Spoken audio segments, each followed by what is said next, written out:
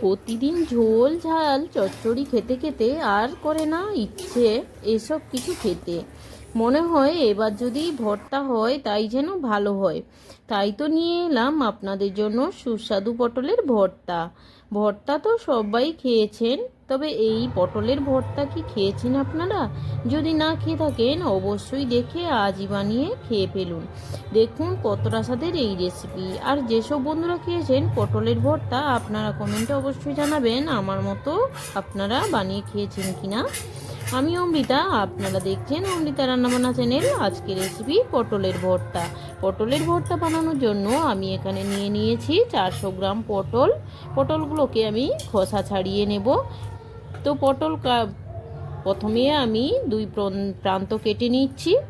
তারপরে পটলের খোসাগুলোকে আমি পুরোপুরি ছাড়িয়ে নেব না, তবে পটলের গায়ে যে উপরের আস্তরণ থাকে ওই পাতলা আস্তরণটা ঘষে ঘষে তুলে নেব। পটলের মধ্যে অনেক ভিটামিন থাকে এবং পটলের ছালেও ভিটামিন থাকে, তাই পটলের যেহেতু ভর্তা বানাবো খোসা ছাড়ানোর কোনো প্রয়োজন নেই। এইভাবে আমি প্রত্যেকটি পটলকে ছাড়িয়ে ধুয়ে নিয়েছি। তো প্রত্যেকটি পটল এখন আমি ঝাঁঝরির মধ্যে রেখে দিয়েছি যাতে করে বাড়তি জলটা ঝরে যায়। এখন আমি নিয়ে নিচ্ছি একটি বঁটি। পটলগুলোকে আমি মাঝখান থেকে কেটে নেব। দেখুন একটা পটলকে 2 টুকরো করে নিয়েছি। এইভাবেই প্রত্যেকটি পটলকে কেটে নেব। আর এখন নিয়ে নেব একটি আলু। আপনারা চাইলে 2টো আলুও নিতে পারেন, তো এর থেকে বেশি নেবেন না। আলুটাকে আমি ভালোভাবে খোসা ছাড়িয়ে নিচ্ছি। আর এরপরে আমি আলুগুলোকে একটু গোল গোল করে কেটে নেব। আর এত বড় একটা আলু নিয়েছি, উপর থেকে দেখুন কত সুন্দর। আর আলুটা কাটার পরে দেখছি ভিতরে কালো হয়ে আছে, তো এই ভিতরের অংশগুলোকে কেটে ফেলে দেব। দিয়ে আমি আলুটাকে পরিষ্কার করে ধুয়ে নেব। আর এই ভর্তার জন্য নিয়ে নিয়েছি একটা টমেটো। টমেটোটাকে এই মাঝখান থেকে একবারই কেটে নিয়েছি, 2 টুকরো করে নিয়েছি এই টমেটোটাকে। আর নিয়ে নিয়েছি এখানে 2টো পেঁয়াজ। পেঁয়াজটাকে আমি কুচি করে নিচ্ছি।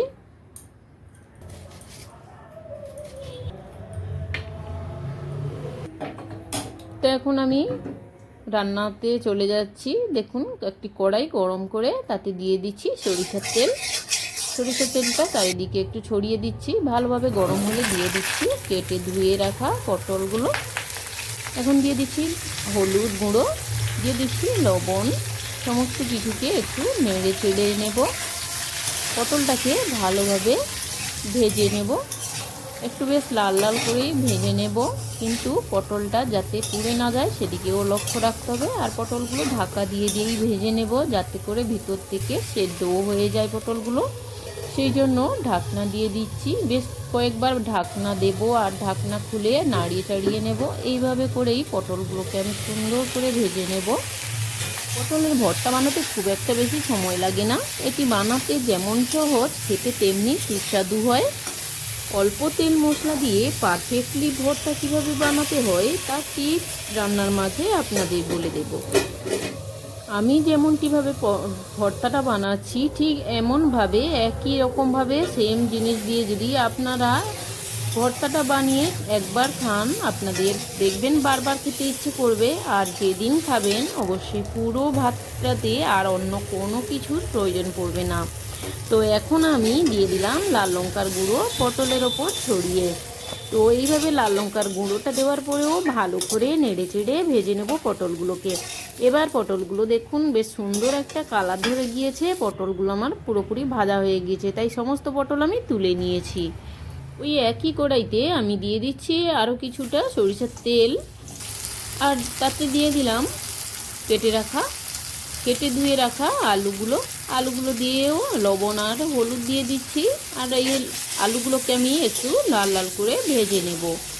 আর দেখে নেব যে আলুটা ঠিক মতন সেদ্ধ হয়েছে কিনা। আলুটা ঠিক মতন ভাজা এবং সেদ্ধ দুটোই হয়ে গিয়েছে। এখন আমি আলুটা সাইড করে দিয়ে দিচ্ছি টমেটো টুকরো 2টো। টমেটোটা যাতে ভালোভাবে ভাজা হয়ে যায়। আর এখন আলুগুলো আমি তুলে নেব তেল ঝরিয়ে। টমেটোটা উল্টে পাল্টে দিচ্ছি যাতে টমেটোটা একটু সুন্দরভাবে নরম হয়ে যায়। আলুগুলো এখন তুলে নিচ্ছি এই পটলের ওপরে। এদিকে আমার টমেটোটাও ভাজা হয়ে গিয়েছে, টমেটোটাও আমি নেড়ে ছেড়ে নামিয়ে নেব এই আলু আর পটলের প্লেটের মধ্যে।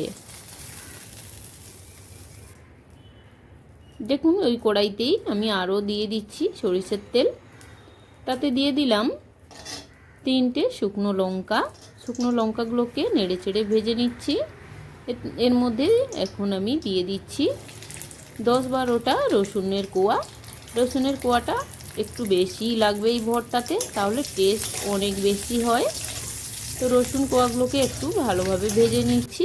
থেতো করার কোনো প্রয়োজন নেই, এইভাবে গোটা গোটা রসুনের কোয়াকে ভেজে নেবেন। এই রকম লাল লাল করে ভাজা হয়ে গেলে আপনারা তেল ঝরিয়ে তুলে নেবেন। তো এখন আমি সমস্ত লঙ্কা আর রসুনটাকে তুলে নিচ্ছি। আর এখন দিয়ে দিচ্ছি কুচিয়ে রাখা পেঁয়াজ অর্ধেকটা, আর অর্ধেকটা রেখে দিলাম পরে রান্নাতে ব্যবহার করব। তো পেঁয়াজগুলোকে আমি সুন্দর করে ভেজে নিচ্ছি।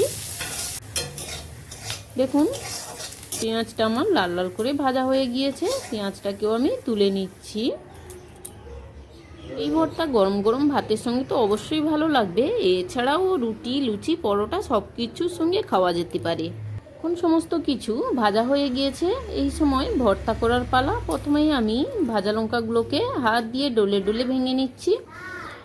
আর দেখুন সমস্ত কিছুকে একটু ভেঙে নিচ্ছি। টমেটোটাও বেশ নরম হয়ে গিয়েছে, তাই হাত দিয়ে ম্যাশ করে নিচ্ছি। তো আপনারা চাইলে এই সময় শিলনোড়ায় বেটে নিতে পারেন, কিংবা মিক্সিতেও ভর্তাটা করে নিতে পারেন। তো আমি একটু হাত দিয়েই ভর্তাটা বানাচ্ছি, কারণ আমার এই ভর্তাটা হাত দিয়েই বেশি ভালো লাগে। তার কারণ মিক্সিতে একেবারেই মিশ্রণটি মসৃণ হয়ে যায়, আর শিলনোড়ায়ও এতটা ভালো লাগে না হাত দিয়ে। তাই আমি ভর্তাটা বানিয়ে নিয়েছি। আর এখন কড়াইতে কালো জিরে দিয়ে দিলাম বেশ চামচ 2 মতন, ছোটো চামচে 2 চামচ দিয়ে বেশ ভালো করে ভেজে নিচ্ছি। কালো জিরেটা একটু বেশি পরিমাণেই লাগবে। তো এখন দিয়ে দিলাম কাঁচা লঙ্কা, চেরা কাঁচা লঙ্কা, আর দিয়ে দিচ্ছি বাড়তি যে পেঁয়াজটা ছিল ওই পেঁয়াজটা। নেড়ে চেড়ে আমি এখন দিয়ে দিলাম এই ভর্তাটাকে বেশ ভালো করে নেড়ে চেড়ে কড়াইয়ের মধ্যেই মসৃণ একটা ভর্তা বানিয়ে নেব। দেখুন কড়াইতে এই ভর্তাটা নেড়ে চেড়ে কত সুন্দর হয়ে যায়। আর এখন দিয়ে দিচ্ছি জিরে গুঁড়ো। জিরে গুঁড়োটা দেওয়ার পরে বেশ ভালোভাবে নাড়িয়ে চাড়িয়ে ভেজে নেব। এই ভর্তার সঙ্গেই জিরে গুঁড়োটাও ভাজা হয়ে যাবে। দেখুন ভর্তাটা আমার কত সুন্দর লেগেছে। এক্ষুনি আরও বেশ কিছুক্ষণ লাগবে, প্রায় 5 থেকে 7 মিনিট মতন আমি এইভাবে মিডিয়াম ফ্লেমে রেখে নাড়াচাড়া করতে থাকবো, যাতে ভর্তাটা সুন্দরভাবে মসৃণ হয়ে যায়। খুন্তি দিয়ে নাড়তে নাড়তে দেখুন আমার ভর্তাটাই প্রায় মসৃণ হয়ে এসেছে আর কড়াই থেকে উঠে আসছে।